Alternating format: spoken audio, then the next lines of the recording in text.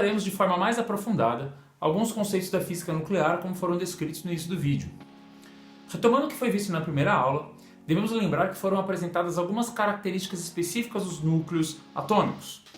A principal delas é o fato de que quando esses núcleos são muito grandes, possuem ou excesso de prótons ou excesso de nêutrons, eles se tornam instáveis e eles precisam se livrar de algumas das partículas que compõem o seu núcleo para voltar a ter uma estabilidade energética. O nome desse processo? Decaimento radioativo, e é ele que nós vamos aprofundar a partir de agora. Você pode ver aqui um vídeo mostrando uma amostra radioativa com partículas radioativas emitindo alguma radiação, ou alfa ou beta, ao longo do tempo. O primeiro conceito que vamos trabalhar é o conceito do tempo de meia-vida. Este é o tempo que uma amostra radioativa demora para perder metade dos seus núcleos por meio do decaimento. Cada elemento tem o seu tempo de meia-vida. Pode ser em segundos, em horas, em dias, em meses, em anos, até bilhões de anos. Vamos exemplificar. Vamos pegar um mol de rádio-203, que é um elemento radioativo. Nós podemos ver aqui que o número de Avogadro nos lembra que um mol de qualquer substância, de qualquer elemento, tem 6,02 vezes 10 a 23 partículas. Então, este é o número de partículas de rádio-203 no instante t igual a zero. Quando passar 31 milissegundos, que é o tempo de meia-vida deste elemento, meio mol somente é o que vai sobrar, tá, da amostra original. Ou seja, metade deste rádio-203 virou radônio-199. Quando chegar à segunda meia-vida, ou seja, 62 milissegundos, 31 milissegundos depois, então esta metade vai decair mais metade. Então nós vamos ter somente um quarto do que nós tínhamos no início do instante t igual a zero. Vamos dar uma olhada para o nosso reloginho das meias-vidas de um determinado elemento. Então, no instante inicial t0, olhando para o gráfico aqui no eixo y, nós vamos ver que nós temos uma quantidade n0, tá, de partículas, ou seja, temos a quantidade total nesse instante inicial.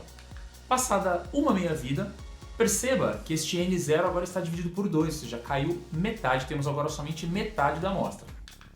No instante da segunda meia-vida, que está aí 2t6, nós temos metade da metade, ou seja, decaiu o n0 para 1/4. E finalmente na terceira meia-vida, vemos que este 1/4 também decai pela metade, agora nós temos 1/8 da quantidade inicial de partículas. Se nós plotarmos o gráfico agora, vamos ver que ele é um gráfico que decai exponencialmente. Ele mostra que as partículas decaem exponencialmente ao longo do tempo, ao longo das meias-vidas. É um processo muito importante que utiliza o conceito de meia-vida dos isótopos radioativos, é a datação por radionuclídeos. Então vamos imaginar um exemplo de uma amostra que quando se formou, ela tinha 100% de urânio-238. Tá? Sabemos que a meia-vida do urânio-238 é de 4,5 bilhões de anos. Então, imagina que muito tempo depois, alguém pega uma rocha dessa e vai fazer uma análise e ver qual que é a composição química dela e descobre que 50% dessa rocha tem urânio-238 e 50%, tá? Uma taxa de 50% também tem o tório-234, que é o elemento no qual o urânio decai, né? No qual ele se transforma depois que ele sofre decaimento. Isso mostra o quê? Que meia-vida, né? Uma meia-vida se passou. Ou seja, essa amostra tem 4,5 bilhões de anos. Outro caso muito conhecido, né, de uso de radioisótopos é o do carbono 14. Ele é usado para datar amostras orgânicas, de plantas fossilizadas ou de animais fossilizados.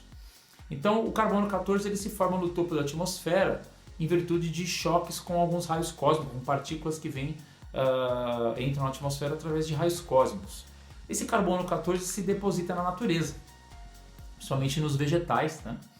Os vegetais são consumidos pelos animais, nós consumimos a carne dos animais, eles também consomem a carne dos outros dentro da cadeia alimentar. Isso faz com que o carbono 14 circule nos seres vivos. Enquanto esses seres estão vivos, nós, os animais, as plantas, esse carbono 14 ele vai sendo reposto, então ele fica num ciclo ali e ele nunca diminui, ele decai, mas ele vai sendo reposto conforme os animais vão se alimentando. Só que chega uma hora que os animais morrem, nós morremos. E a partir do momento que nós morremos, nós não nos alimentamos, obviamente, mais. Então, nós não repomos a quantidade de carbono 14 e aí ele começa a decair livremente.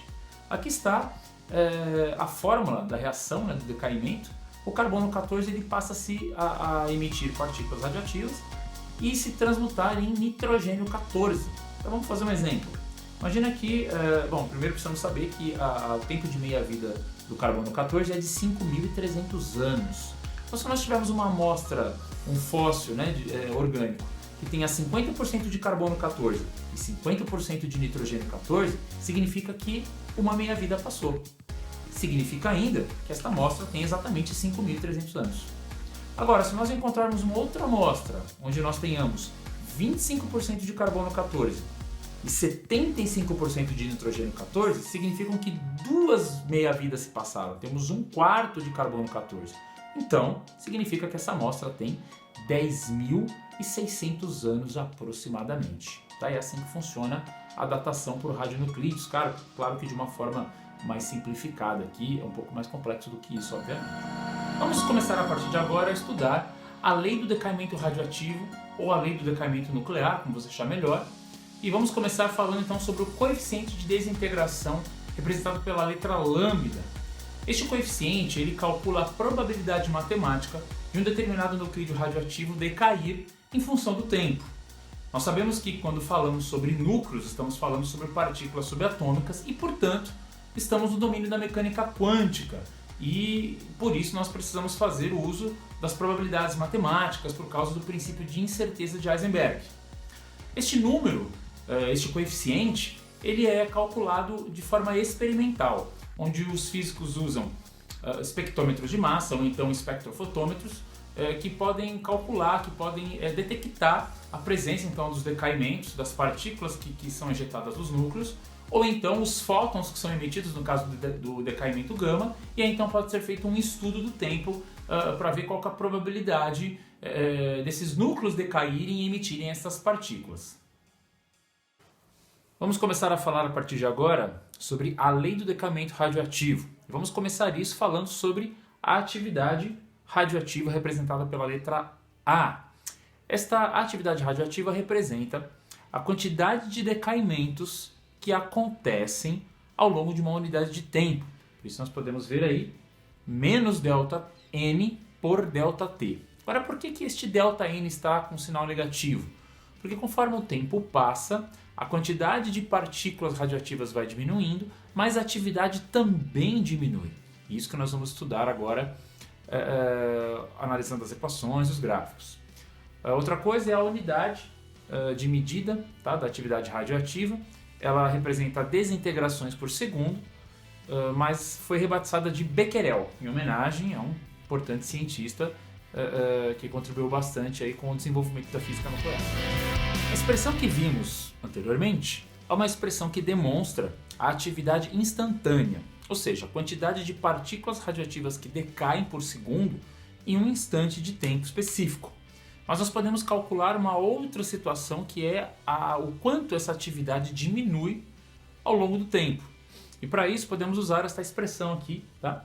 A expressão A igual a A0 vezes exponencial de menos lambda vezes T. Quem é o A? O A ainda é a atividade instantânea, é o quanto que nós temos de partículas decaindo por segundo no instante de tempo que queremos calcular, no instante de tempo que estamos procurando. O A0 é a atividade inicial, é a atividade radioativa que a amostra tinha no instante zero, assim que nós começamos a estudar aquela amostra.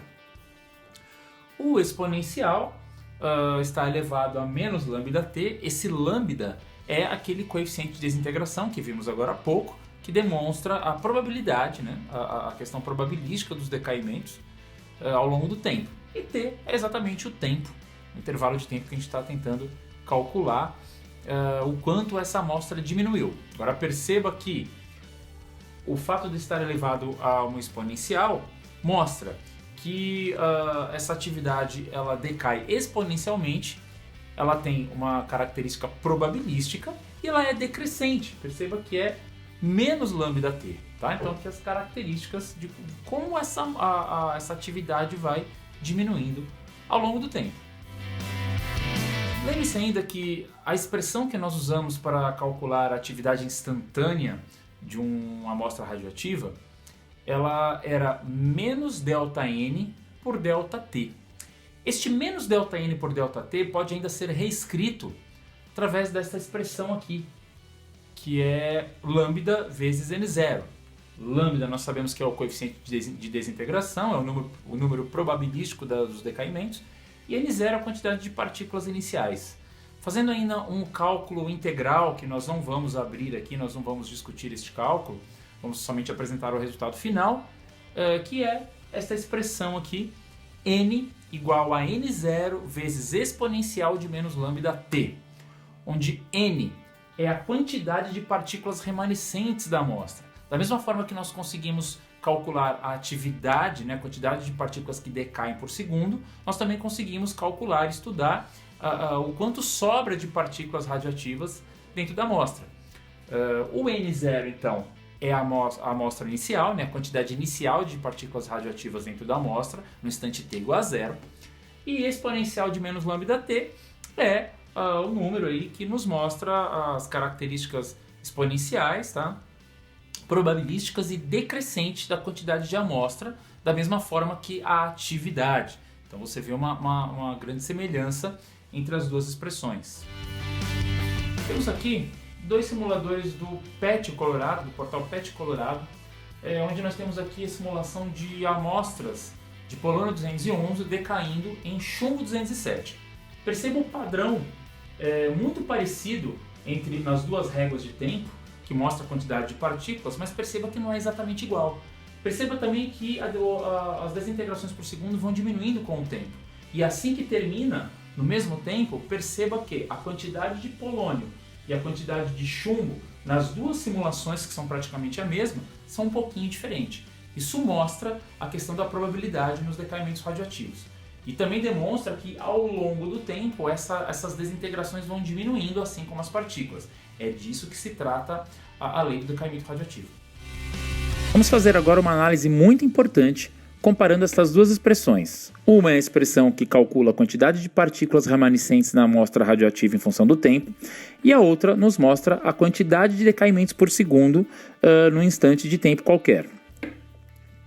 Perceba que se nós passarmos as quantidades iniciais, N0 e A0, dividindo a quantidade instantânea, teremos expressões iguais, uma vez que o lado direito da equação é exponencial de menos lambda t, para ambas as grandezas.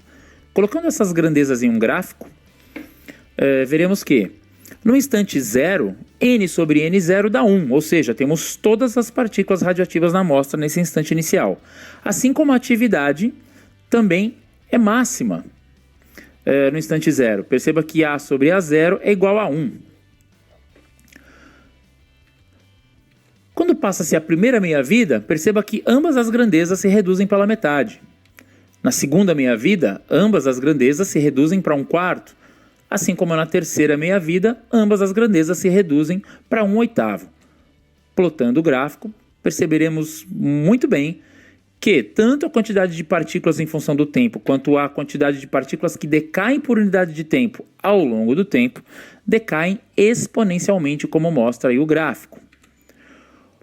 Outra expressão muito importante é a expressão que nos mostra que se dN dt é igual a lambda vezes n, também podemos reescrever a atividade radioativa multiplicando o coeficiente de desintegração lambda pela quantidade inicial de partícula. Preste atenção nesta equação, porque ela vai ser muito importante para os nossos cálculos daqui em diante. Outra expressão importantíssima é esta. Imagina que nós vamos dividir a quantidade instantânea de partículas por 2, e é exatamente o que acontece na primeira meia-vida. Perceba então que o exponencial está menos lambda vezes t meia, que é o tempo de meia-vida. Agora vamos passar este exponencial para o lado esquerdo da equação como logaritmo neperiano.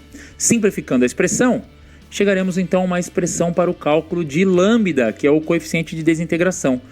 Dividindo o ln de 2, que é 0,693, pelo tempo de meia-vida, então chegamos ao coeficiente de desintegração do elemento em questão.